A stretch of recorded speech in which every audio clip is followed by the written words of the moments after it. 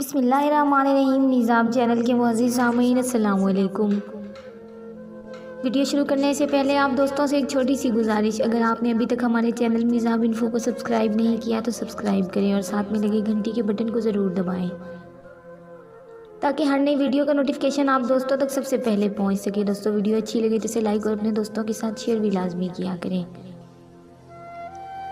सबसे पहले उसने किचन में झांका जहां वो अक्सर पाई जाती थी, लेकिन आज वहां नहीं थी।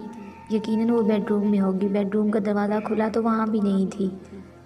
उसकी गैर मौजूदगी में उसकी किसी दुश्मन में भी इतनी हिम्मत ना थी कि वो यहाँ आता। तो फिर वो कहाँ गई? वो जिस तरह से घर के अंदर आया था वैसे ही बाहर निकला और गाड़ी में बैठकर गाड़ी स्टार्ट करने लगा।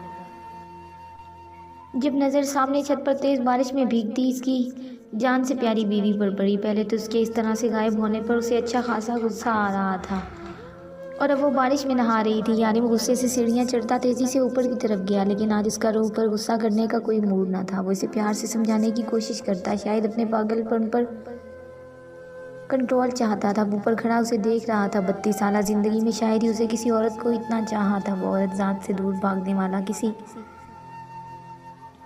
किस तरह से एक लड़की इसके ज़हन और दिल पर सवार हो गई थी। उसके बगैर जीने का तस्वुर भी करते हुए इसकी जान पर बन आती थी। रूह को अपने पीछे किसी के होने का एहसास हुआ, लेकिन उसने मुड़कर नहीं देखा था क्योंकि वो जानती थी कि सिवाय यारिम के और कोई नहीं आ सकता। वो बिना पीछे मुड़े अपने काम में मसरूफ़ रही है। वो इस पे चीखेगा, चिल्लाएगा कि तुम बारिश में क्या कर रही हो। रूह ने अपने आप को इसकी डांट सुनने के लिए तैयार कर लिया था। काफ़ी देर तक कोई आवाज़ ना आई। फिर उसे अपनी कमर पर किसी के मजबूत गिरफ्त का एहसास हुआ। रूह ने अपनी आंखें ज़ोर से बंद कर ली थी।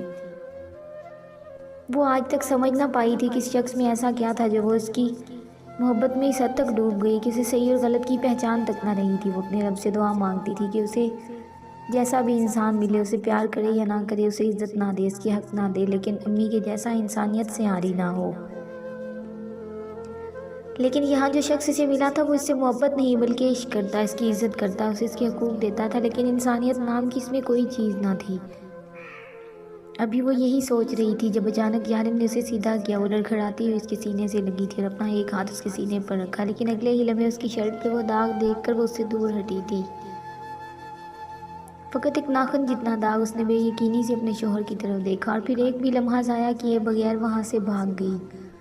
उसके शोहर के अंदर इंसानियत नहीं बल्कि वो इंसानियत का कातिल था। वो तेज़ी से सीढ़ियाँ उतरती नीचे आई और अपने कमरे में बंद हो गई। थोड़ी ही देर के बाद बाहर से चीज़ों के टूटने की आवाज़ें आना शुरू हुई थी। उसके अंदर का दरिंदा जाग चुका था। उसके करीब आना चाहता था, उसके साथ वक्त गुजारना चाहता था, लेकिन रूह ने उसकी मोहब्बत का मुकाबला एक बूंद खून से कर दिया। वो आहिस्ता आहिस्ता कदम उठाती बेड पर आ बैठी थी। उसे यकीन था यारिम चाहे कितना ही गुस्सा क्यों ना हो, कभी ये कमरा खोल कर अंदर नहीं आएगा, क्योंकि ये बात तो वो भी जानती थी कि यारिम के अंदर का दरिंदा भी रूह यारिम से इश्क करता है।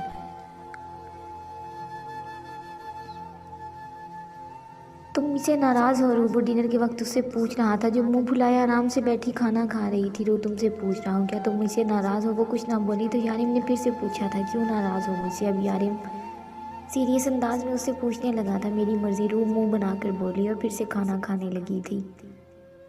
उसकी इस हरकत पर यारिम मुस्कुराए बिना न रह सका, लेकिन मर्ज़ी की कोई वजह भी तो होनी चाहिए। वैसे ही तो रूठने नहीं दूंगा तुम्हें। वो बहुत दिनों से उसे अपने हाथ से खाना खिला रहा था, लेकिन आज वो खुद खा रही थी। कल रात की वजह से नाराज़ हो? सॉरी रूह, मैंने गुस्से में पता नहीं हाल का क्या हाल कर दिया, लेकिन तुम भी तो ऐसे मुझसे दूर हुई थी। मुझे गुस्सा आ गया, आइंदा ऐसा नहीं करूँगा। आपके पैर पे चोट कैसे लगी? यारिम भी बोल रहा था कि उसे देखकर पूछने लगी, अरे ये आज थोड़ी लगी है, ये तो कल लगी थी। पैर दरवाजे के बीच आ गया था। वो मुस्कुराकर बताने लगा, दरवाजे के बीच आ गया था या आप खुद लेके आए थे? वो गुस्से से पूछने लगी। मैं ऐसा क्यों करूँगा? यारिम उसे बहलाने की कोशिश करने लगा, क्योंकि आपने मेरे पैर पर चोट लगाई थी। मैं जानती हूँ आप ये सब कुछ जानबूझकर करते हैं। यारिम, मुझे इतना भी दर्द नहीं था कि आप अपने आप को तकलीफ़ दें। गलती मेरी अपनी थी, लेकिन जो आप कर रहे हैं तो तुम इतनी लापरवाह क्यों हो? जब तुम्हें तकलीफ़ होती है तब मुझे तकलीफ़ होती है। तुम्हारा दर्द मेरी जान ले लेता है, क्यों नहीं समझती हो तुम? तुम्हें इतनी तकलीफ़ में देखकर सुकून से नहीं रह सकता। प्लीज़ अब ये सब कुछ कबूल कर लो। मैं अब तुम्हें सफाइयाँ नहीं दूंगा। मैं ऐसा ही हूँ और तुम्हें ऐसे ही इंसान के साथ सारी ज़िंदगी रहना है। अब मूड ठीक करो अपना। उसका हाथ चूम कर बोला, मुझे फातिमा भी से बात करनी है। थोड़ी देर के बाद वो कुर्सी उसके करीब घसीट के करीब होके बोली थी, कुछ दिन बाद बात करवा दूंगा। यारिम मुस्कुरा कर बोला था। यानी मैं उन्हें आपके बारे में कुछ नहीं बताऊंगी। आप क्या काम करते हैं आप बिल्कुल बेफिक्र रहें, मैं कहीं नहीं जाऊंगी, रू जल्दी से बोली थी। जैसे यारिम को फातिमा बीबी का डर लगा, और बेबी तुम इन्हें बता भी दो तो वो मेरा क्या बिगाड़ लेंगी। अपने दिमाग से ये सोच निकाल दो कि कोई मेरे खिलाफ कुछ कर सकता है। क्या तुम यहाँ से जा सकती हो?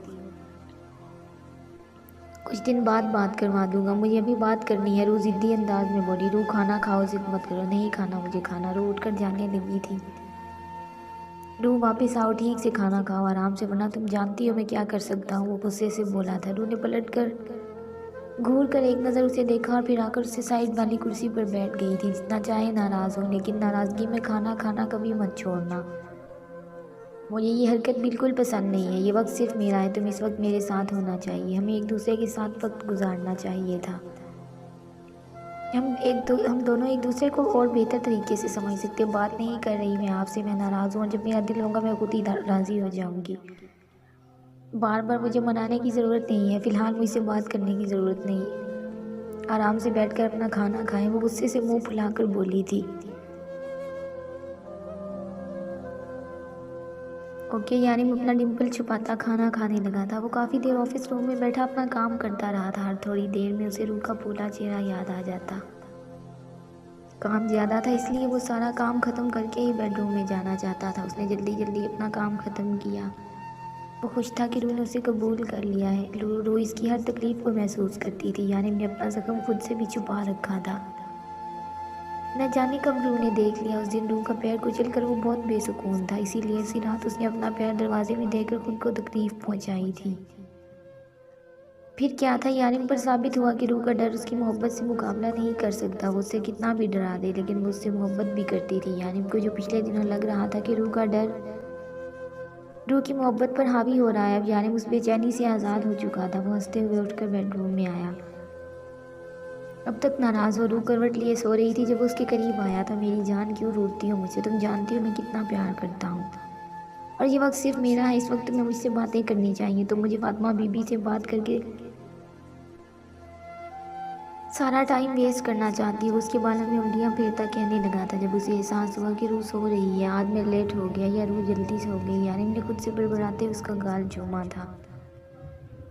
फिर उसे अपनी बाहों में भरकर कंबल ठीक करके खुद भी आंखें बंद कर गया। अब जिंदगी आसान लगने लगी थी। रू ने उसे कबूल करके उसे एक नई जिंदगी दी थी। वो बहुत खुश था। रू की आँख खुली थी और रोज़ की तरह अपने आप को यारिम की बाहों में कैद पाया। वो कितनी ही देर उसे इसी तरह देखती रही थी, हाथ बढ़ाकर उसकी पेशानी से सारे बाल पीछे किए। वो इतना खुश रहने लगा था कि नींद में भी अक्सर मुस्कुराता रहता। आप बिल्कुल अच्छे नहीं हैं, बस यही जो आपका डिम्पल है ना।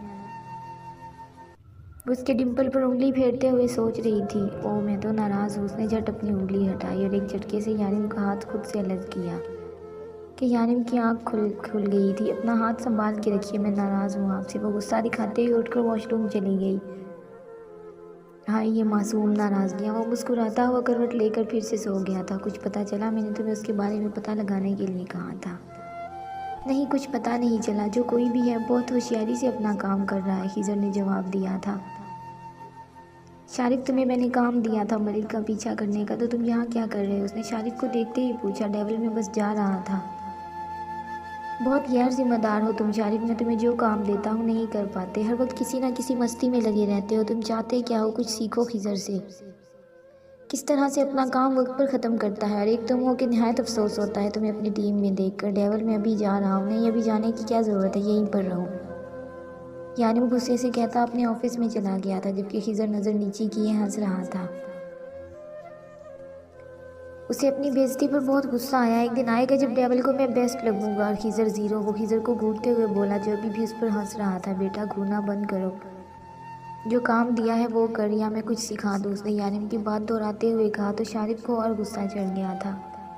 अपने काम से मतलब रखो खिजर, मैं अपना काम अच्छे से जानता हूँ, उसे कहता बाहर निकल गया, जबकि खिजर उसे देख कर रह गया था। वो तो सिर्फ मजाक कर रहा था। क्या खबर है? मलिक ने पूछा। सर जी, आज सुबह सुबह शारिक की डेविल के हाथों बेइज्जती हुई है। जिस पर खिजर ने उसका मजाक उड़ाया। यकीन करें, शारिफ खिजर को ऐसे घूर रहा था जैसे उसकी जान ले लेगा। गुड, ये तुमने वाकई बहुत अच्छी खबर सुनाई। अब फ़ोन बंद करो, लोगों पर नज़र रखो। मलिक फ़ोन बंद करके जा चुका था।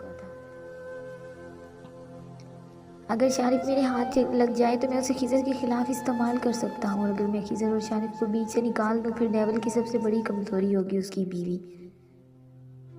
मैं उसकी बीवी को लेकर डेविल से कोई काम भी करवा सकता हूँ और फिर दुबई का डॉन होगा मलिक। मलिक खुद ही अपने ख्यालात पर खुलकर हंसा। तुमने मुझे यहाँ क्यों बुलाया मलिक? हम ऑफिस में आज वैसे भी मिलने ही वाले थे। शारिफ साइड पर मलिक से मिलने आया था। शारिफ, मुझे बिल्कुल अच्छा नहीं लगता जब डेविल तुम्हारी खिज़र की वजह से इतनी बेइज्जती करता है। जाने तुम कैसे ये सब कुछ सह लेते हो। अगर मैं तुम्हारी जगह होता तो खिज़र को जान से मार देता। मलिक ने उसके तासुरात जानने के लिए कहा। ये क्या बकवास कर रहे हो तुम? ये सब बातें करने के लिए तुमने मुझे यहाँ बुलाया है?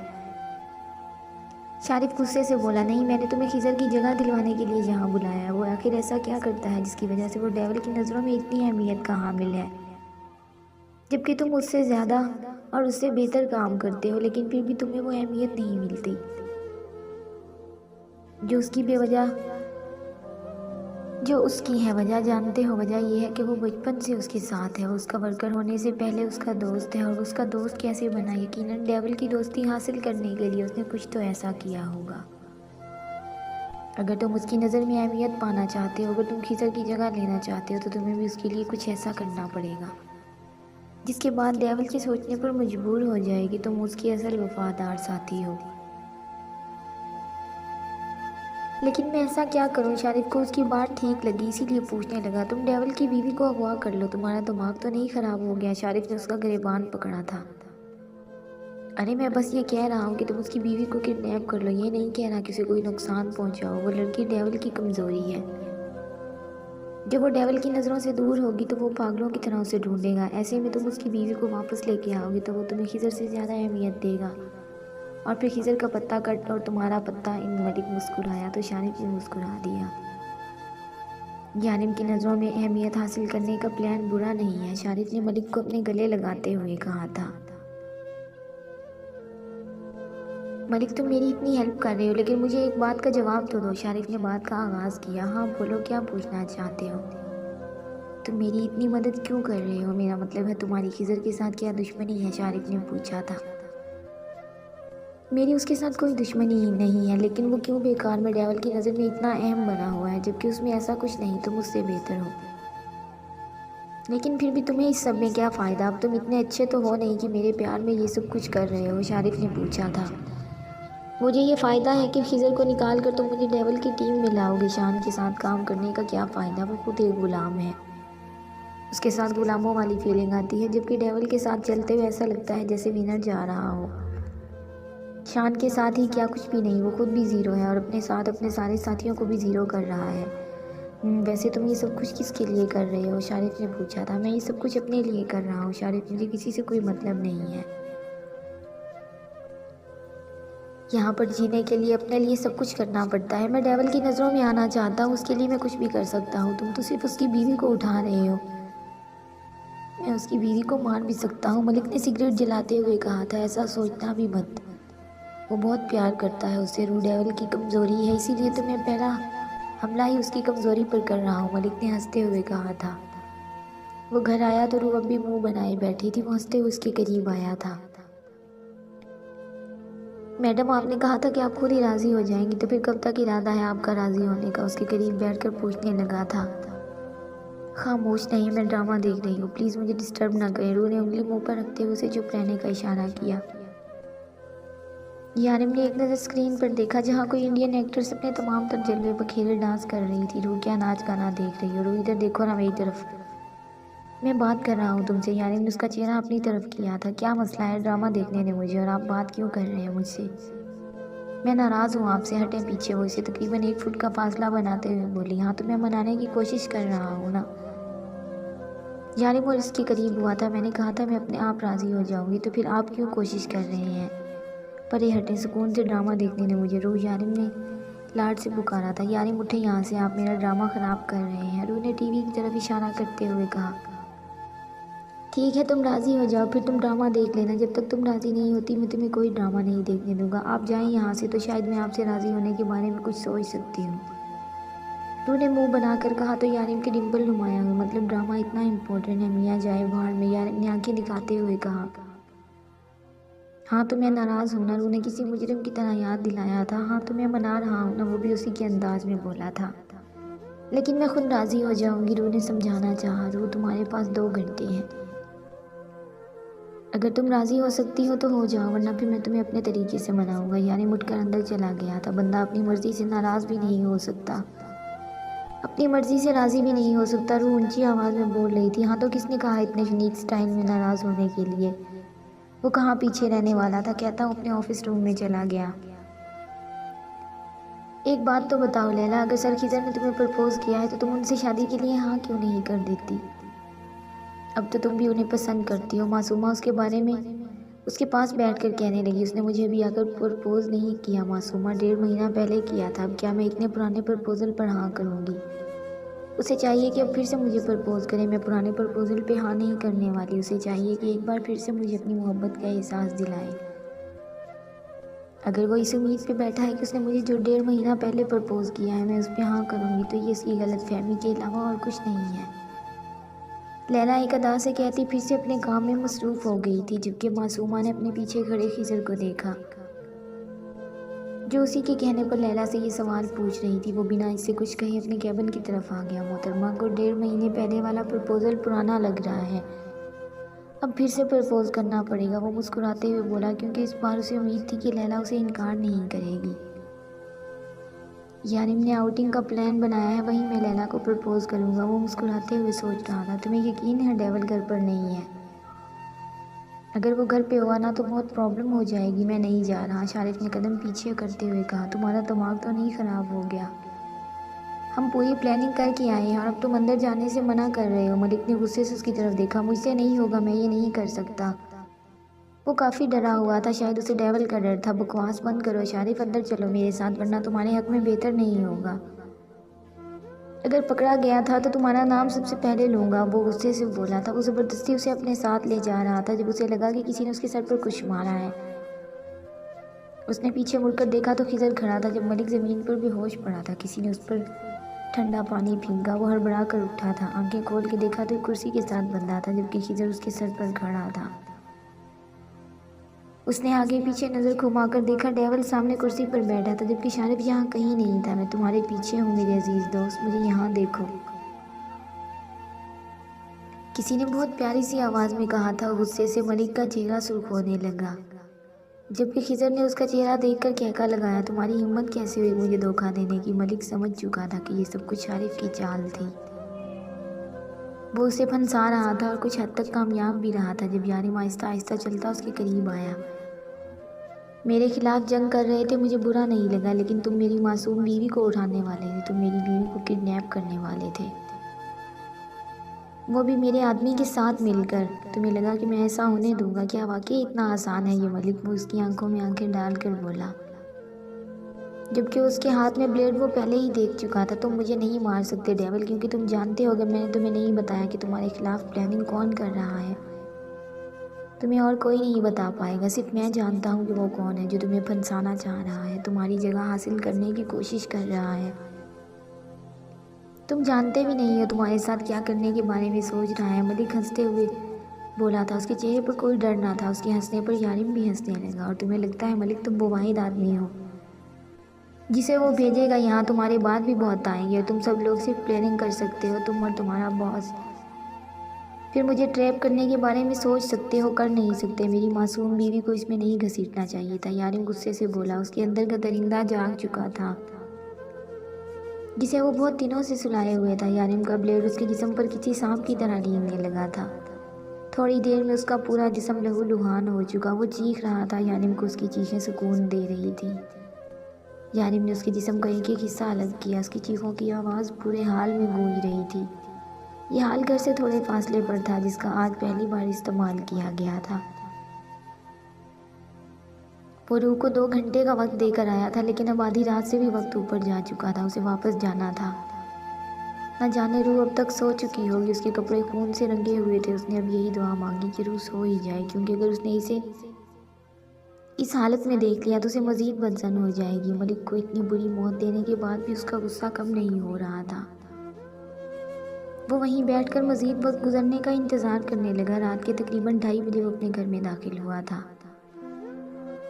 उसकी शर्ट खून से लथपथ थी और जिस्म से बहुत गंदी बू आ रही थी। आंखें सुर्ख अंगारे की मानिंद, बाल बुरी तरह बिखर चुके थे।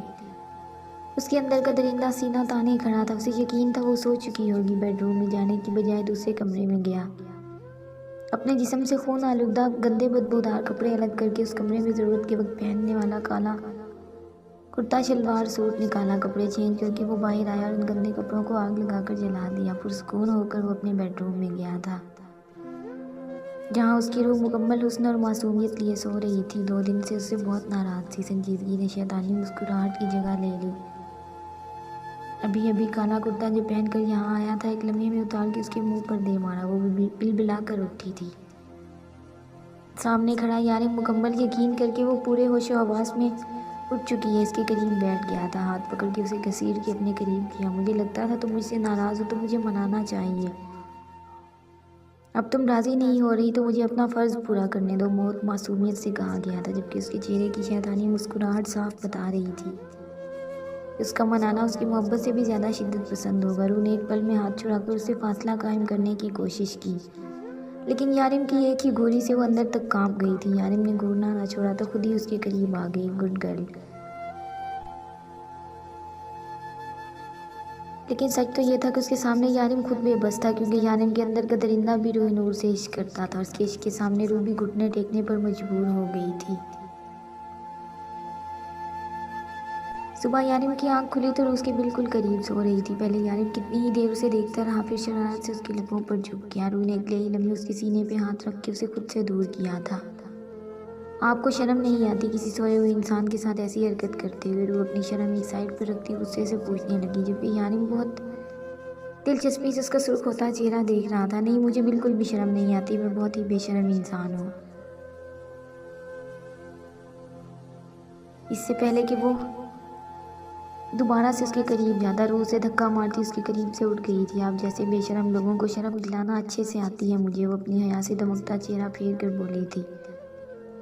अब उठे फ़ौरन। रात खिजर भाई ने फ़ोन किया था ना कि हम घूमने जा रहे हैं, आपको अगर आना हो तो आ सकते हैं हमारे साथ। रूह ने ऐसे कहा जैसे इसी का प्लान हो जाने में। मेरे ही प्लान में? मैं तुमसे तो इजाज़त नहीं मांगूंगा जाने की। यारिम ने उसे बताना चाहा कि घूमने का प्लान उसी का है। यारिम, इस वक्त मैं कोई बहस नहीं चाहती, मेरा मूड बहुत अच्छा है और मैं जा रही हूँ तैयार होने। वो खुशी खुशी जाने लगी कि यारिम ने उसका हाथ पकड़ कर खींचा था।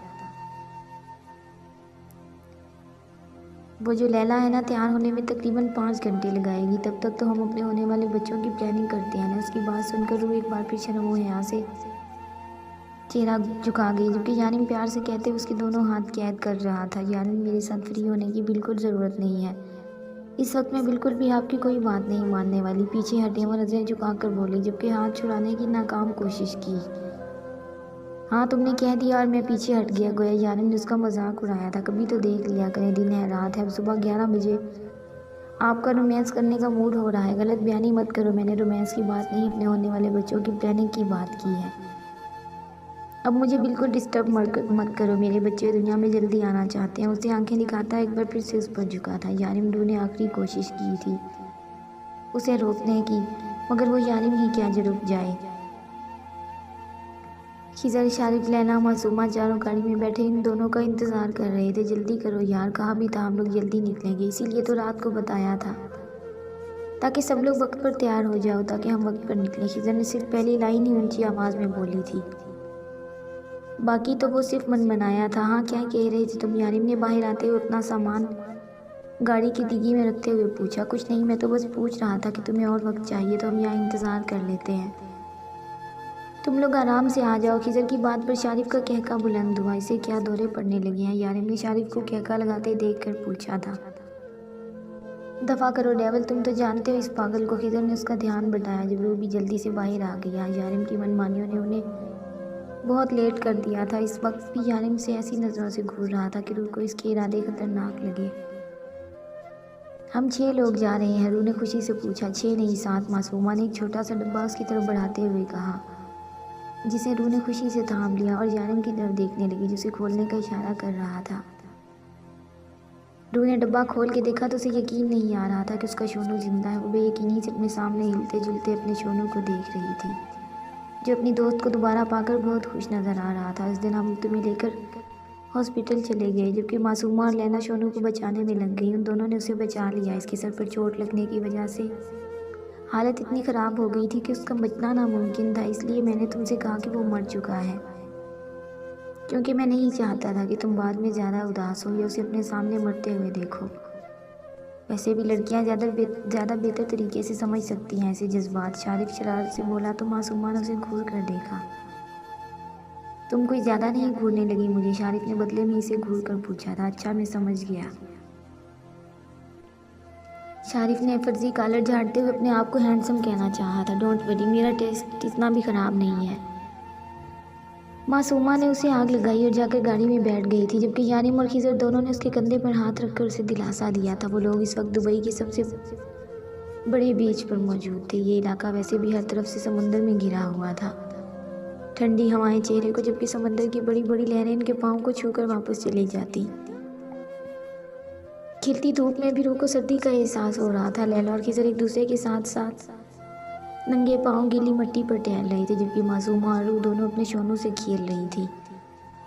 रूह ने जल्दी इस बात का अंदाज़ा लगा लिया था कि मासूमा भी शोनू के साथ बहुत अटैच हो चुकी है और शोनू भी काफ़ी हद तक मासूमा के साथ घुल मिल चुका था। उसकी एक नहीं बल्कि दो दोस्तें थी। थोड़ी देर के बाद यानिम ने रूह को कुछ दूर आने का इशारा किया, जबकि शारिफ उसी की तरफ चला आ रहा था। रूह, तुम्हें डेवल बुला रहा है, उसे यानिम का पैगाम देता हूँ शोनू की तरफ आया। मुझे यहाँ डेवल ने भेजा है, कोई गलत मतलब मत निकालना। उसने मासूमा को देखकर बोला। मैं क्यों गलत मतलब निकालूंगी? मासूमा ने नासमझी से पूछा। सॉरी, अब तुम्हारा कोई भरोसा नहीं, शारिफ बेनियाजी से कहता अपनी जेब में हाथ डालते टहलने लगा था, जबकि मासूमा उसे घूर कर रह गई। यानिम रूह को लेकर ब्रिज की एक साइड की तरफ आ गया। तुम्हें पता है हम यहाँ क्यों आए हैं? उसने रूह का हाथ थाम के पूछा। घूमने फिरने, रूह ने मासूमियत से जवाब दिया था। बेइख्तियार यानिम के डिंपल नुमाया हुए। हाँ मेरा बेबी, वो तो हम आए हैं, लेकिन यहाँ आज एक और ख़ास बात भी है। यानिम ने उसे खिजर और लैला के बारे में बताना चाहा। आज तुम्हारा भाई तुम्हारी भाभी को प्रपोज करने वाला है। उसने लैला और खिजर की तरफ इशारा करके बताया। क्या सच्ची? रूह ने एक्साइटेड होकर पूछा, जिस पर यानिम ने उसे मुस्कुराते हुए हाँ में गर्दन हिलाई थी। खिजर चलते चलते अचानक ही ज़मीन पर बैठ गया। लैला ने घबरा कर 2 कदम पीछे हटाए, लेकिन फिर मुस्कुरा दी। वो जानती थी खिजर क्या करने वाला है। मासूमा ने उड़ती उड़ती खबर उस तक पहुंचा दी थी। खिजर उसके सामने ज़मीन पर बैठा था। फिर उसने उसका हाथ थामा। मैंने सुना है कि तुम 1.5 महीने पहले वाले प्रपोजल का कोई जवाब देने का इरादा नहीं रखती, तो मैंने सोचा क्यों ना एक बार फिर से तुम्हें अपनी मोहब्बत का एहसास दिला दूँ। सो मैं मिस उम्मी लैला, मैं तुम्हें मिसेस खिजर बनाना चाहता हूँ। क्या तुम मेरी मोहब्बत को कबूल करोगी? खिजर को पूरा यकीन था कि वो इनकार नहीं करेगी, लेकिन उसके बावजूद भी उसका दिल बहुत तेज़ी से धड़क रहा था। बेइख्तियार ही लैला की आंख से एक आंसू गिरा, जो उसने फ़ौरन साफ करना चाहा था, लेकिन दोनों हाथ खिजर के हाथों में होने की वजह से वो ऐसा न कर पाई। इन आंखों को छुपाने की कोशिश मत करो लैला, तुम भी एक आम लड़की हो, एक आम लड़की जैसी दिल रखती हो। बहादुर मत बना करो। ये खिजर तुम्हारे अंदर बाहर हर अंदाज से वाकिफ़ है। खिजर के बस कहने की देर थी जब लैला ज़मीन पर बैठी और उसकी बाहों में समा गई थी, जबकि उनसे काफ़ी दूर फासले पर खड़ी रूह यानिम से चिपकी नाच रही थी। जबकि इसकी इस मासूम हरकत पर यानिम उसे अपने साथ लगाए मुस्कुराए जा रहा था। मासूमा शोनू को अपने गले लगाए तालियां बजाने में मसरूफ़ थी। शारिफ पास खड़ा अपने लिए एक ऐसे ही दिन का इंतज़ार कर रहा था। जारी है दोस्तों, अगर आपको वीडियो पसंद आए तो इसे लाइक और अपने दोस्तों के साथ शेयर लाजमी किया करें, और अगर आप मेरे चैनल पर नए हैं तो चैनल को सब्सक्राइब करें। अगर आप इस नावल की बकिया एपिसोड रीड करना चाहते हैं तो मेरे चैनल मिज़ाब इन्फो का विज़िट करें। अपना ख्याल रखिए और दुआ में याद रखिए। मिलते हैं नेक्स्ट एपिसोड में, तब तक के लिए अल्लाह हाफिज़।